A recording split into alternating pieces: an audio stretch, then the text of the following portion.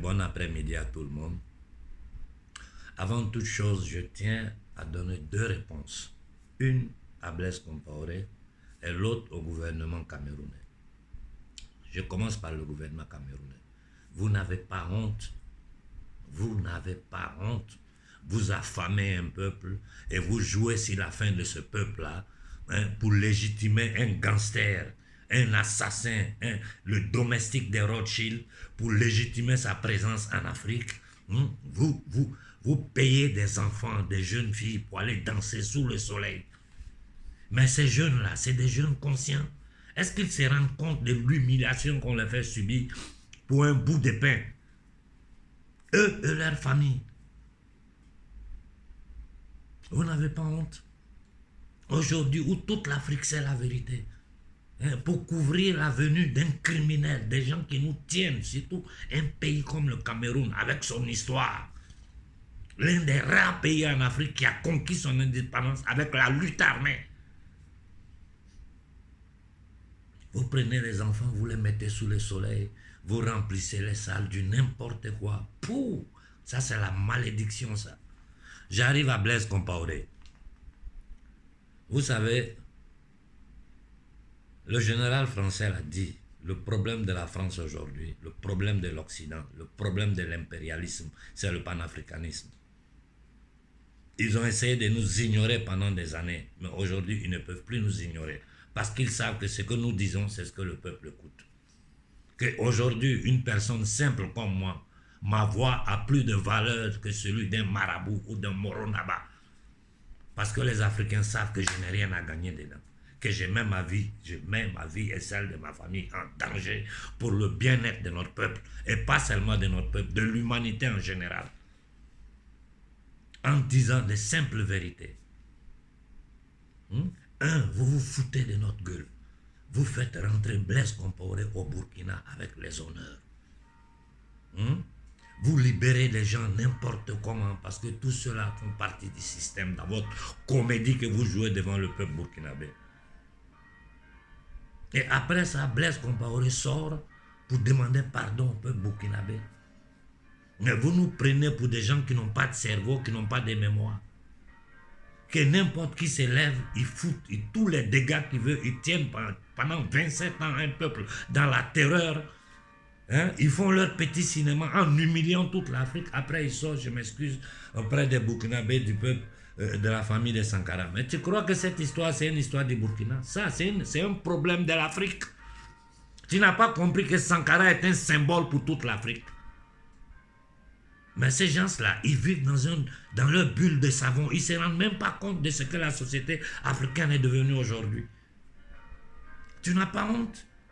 Avant de dire tu vas demander pardon aux gens, tu devais d'abord demander pardon avant de mettre les pieds au Burkina. Et ton pardon là devait être conditionné par toute la vérité. Tu veux le pardon des Africains? Sors devant tout le monde et dis la vérité, que c'est la France qui t'a envoyé pour tuer Sankara. C'est tout ce que nous on veut attendre. Si tu dis ça là, on va te laisser passer ta vieillesse là dans ton coin, personne ne va te déranger. Mais sinon, la malédiction de l'Afrique va suivre toi et ta descendance pour l'éternité. Et je te dis, même si tu meurs, nous, on va te juger. Parce que le jour arrivera où les panafricains prendront le pouvoir dans toute l'Afrique. Et ce n'est pas loin. C'est quoi ça? Je demande pardon. Mais vous vous foutez de notre gueule. J'ai dit au Burkinabé, nous avons reçu 100% toutes vos doléances. Nous recevons tous vos messages et vous voyez que dans la mesure du possible, tous ceux avec qui je peux interagir, je ne parle pas des leaders, je parle des gens normaux de la société civile, j'essaie de vous répondre.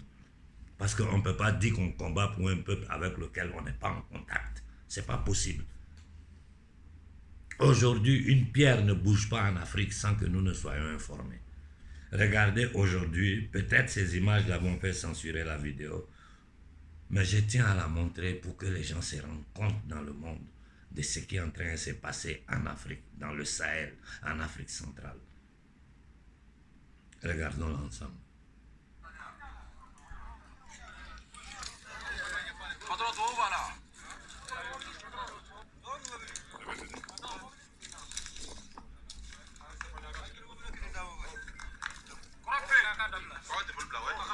Bon,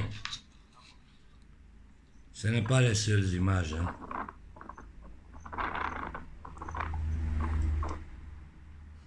La première vidéo, mon téléphone est rempli de ces images-là. Le téléphone est plein de ce qui se passe en temps réel partout en Afrique. Partout en Afrique, une pierre ne bouge plus sans que nous ne soyons informés.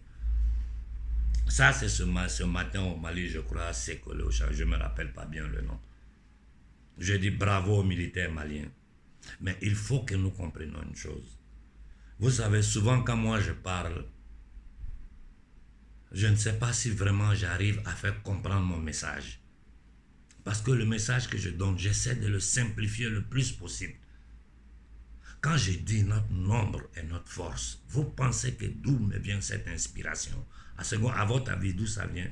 Je n'ai fait que copier ce que Sankara disait. Quand Sankara a dit, quand le peuple se lève, l'impérialisme tremble, c'est ce que ça signifie. Le peuple, là, c'est nous. Et notre nombre est notre force. Si vous voyez qu'à certains endroits, la police ou l'armée arrive à tirer sur des gens, c'est parce qu'ils voient un petit nombre de personnes. Vous avez vu à Goma. Je vais vous montrer les images. Parce que il faut que nous comprenions que notre nombre est notre force. Si nous nous levons, que nous nous levons en millions, le combat est gagné. Ils ne peuvent pas le cacher. Tout le monde voit la vérité. On ne peut pas accuser un gouvernement. C'est un peuple qui se lève, qui dit non. Regardez ici à Goma.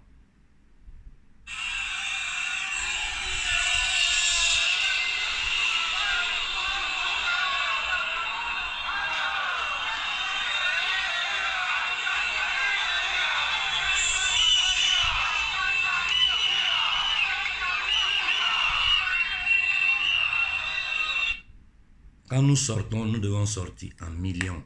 Donc, j'ai dit au Burkinabé, moi, je sais que vous avez... Et puis, regardez une chose, quand il réfléchit, c'est pas possible. Le Burkina, le pays des hommes intègres, a donné un des fils les plus dignes d'Afrique. Un monument pour tout Africain, pour tout être humain, Thomas Sankara.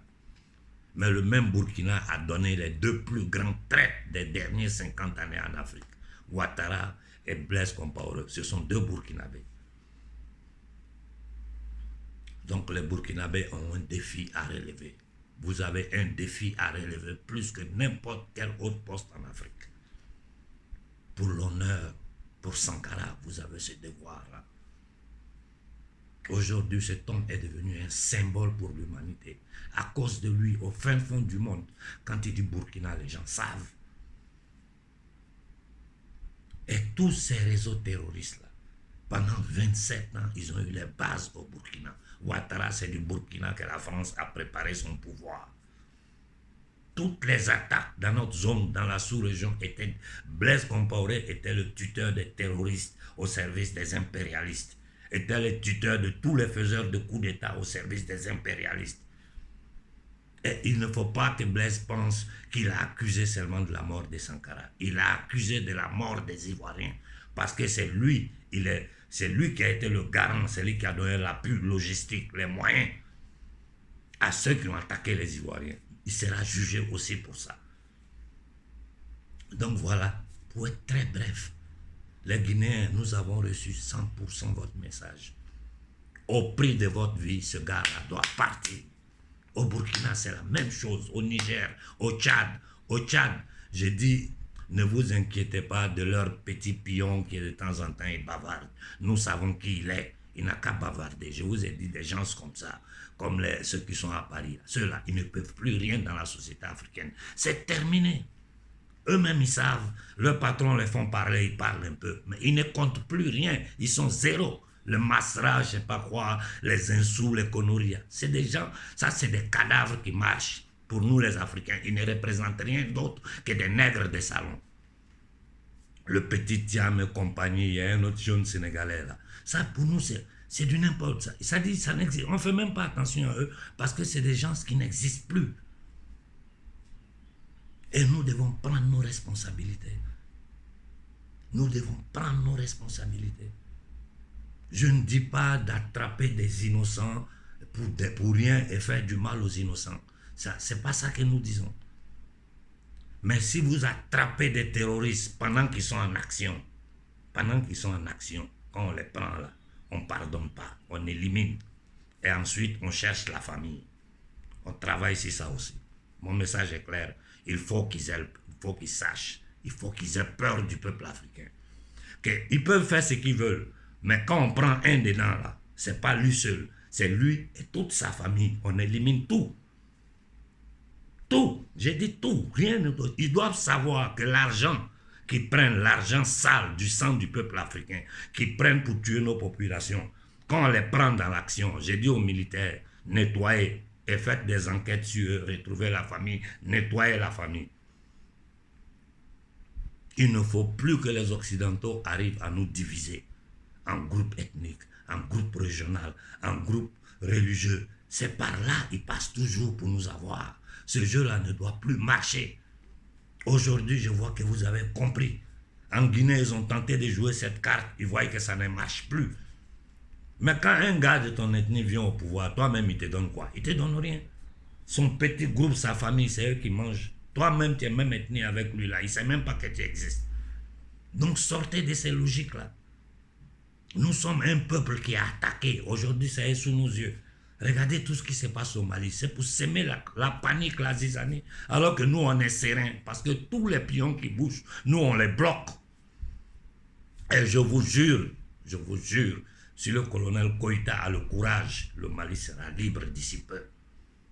D'ici peu, parce que tous ces minables politiciens, ils savent que nous les attendons. J'ai dit, c'est eux qui ouvrent sa bouche, envoyez-moi sa vidéo. Je vais le faire connaître par le monde entier. Envoyez-moi les interventions de ces minables-là en Afrique. Moi, je vais répondre à ces gens-là. Donc, voilà la situation. En RDC, vous-même, c'est-à-dire la richesse de cette zone de l'Afrique, là, elle est scandaleuse, non? C'est-à-dire c'est une richesse. Dieu, ce qu'il a fait, c'est pas juste.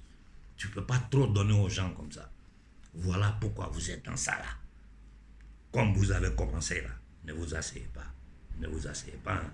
Et tout le pouvoir doit disparaître.